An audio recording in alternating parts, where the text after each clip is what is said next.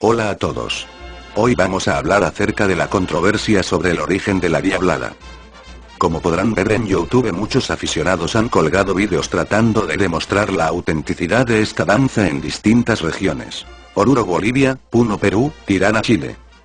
Para comenzar, vamos a revisar el diccionario de la Real Academia Española, que define Diablada: danza típica de la región de Oruro, en Bolivia. Llamada así por la careta y el traje de diablo que usan los bailarines.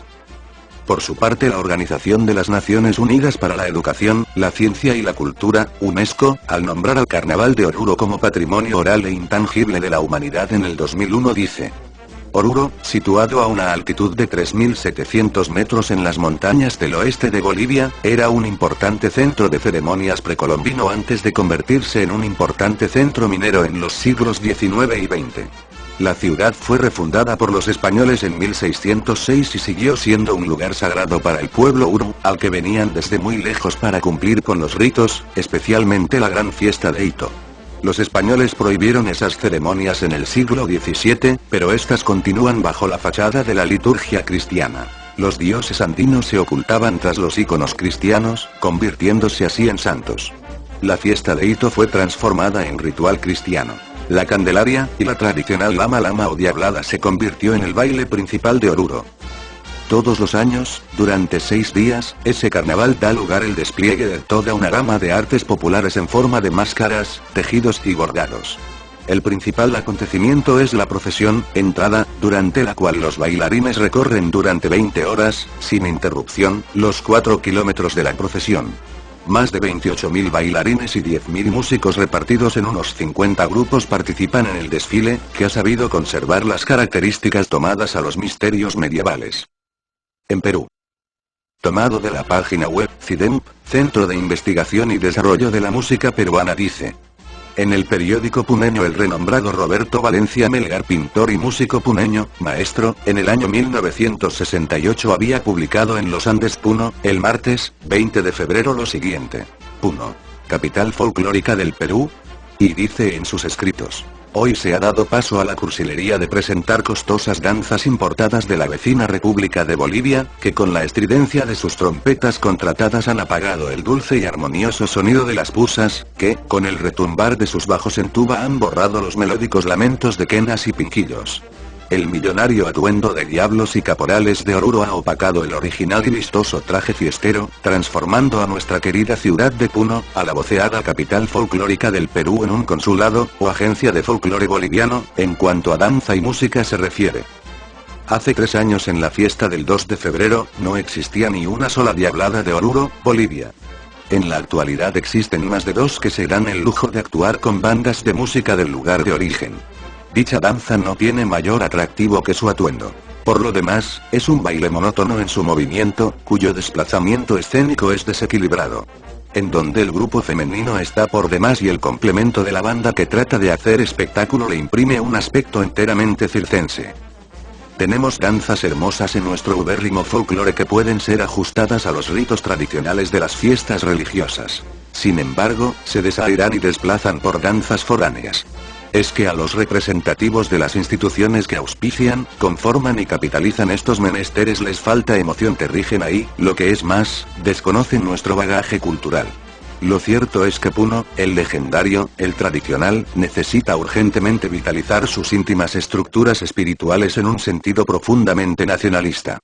Toca, pues, a las instituciones culturales, si es que existen, enrumbar, orientar, conducir el alma colectiva del pueblo, haciendo que sus manifestaciones anímicas representen lo nuestro y que sus expresiones psicológicas exalten a los valores propios de nuestra amada tierra. De otro modo, el título Puno, capital folclórica del Perú, estará fuera de foco. Este texto claramente explica que la llegada y adopción de la Diablada de Oruro a Puno fue criticada por los conservadores de sus tradiciones. Lamentablemente, Roberto Valencia Melgar falleció en el 2007, año en que se comenzaron a promover mucho más la danza de la Diablada como propia de Puno.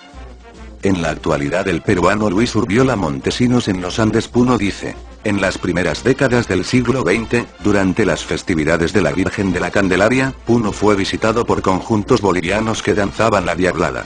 Asimismo, algunos puneños cuya actividad económica era el comercio, solían viajar a las principales ciudades de Bolivia, entre ellas Oruro, y ya tenían una idea clara de lo que era la danza de la Diablada que se iba generando en esa región.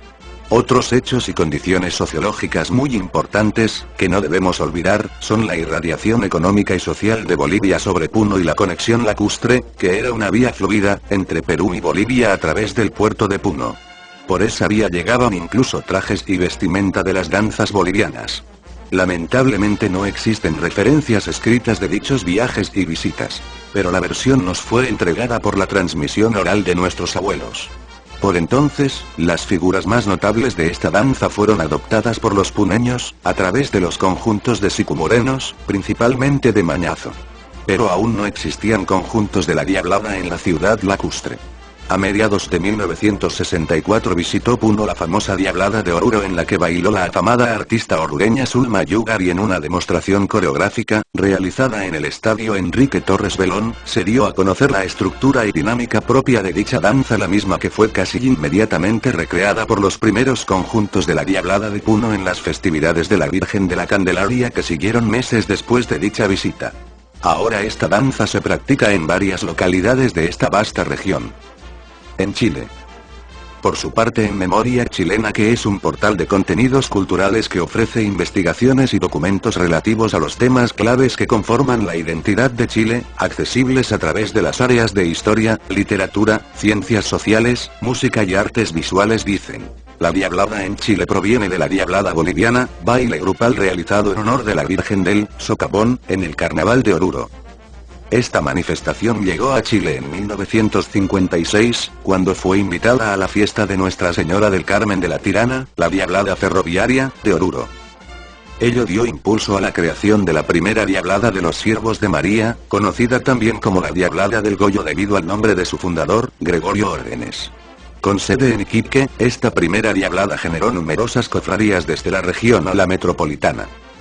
Ahora hagamos una comparación de las diabladas, la auténtica Diablada de Oruro Bolivia y las que posteriormente fueron apareciendo tanto en Perú como en Chile.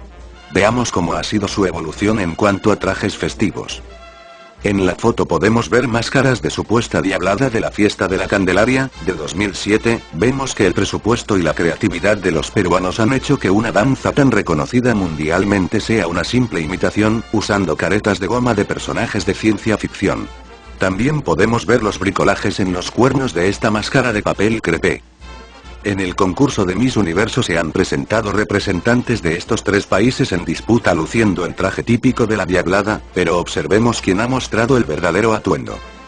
El diseñador peruano de la representante a Miss Perú dice que su creación ha sido fruto de la inspiración de las caretas de diablos de Puno. Veamos qué tan cierto es esto. Pues no veo el parecido con ninguna, más bien podríamos decir que el traje fue inspirado en la auténtica Diablada de Oruro, Bolivia.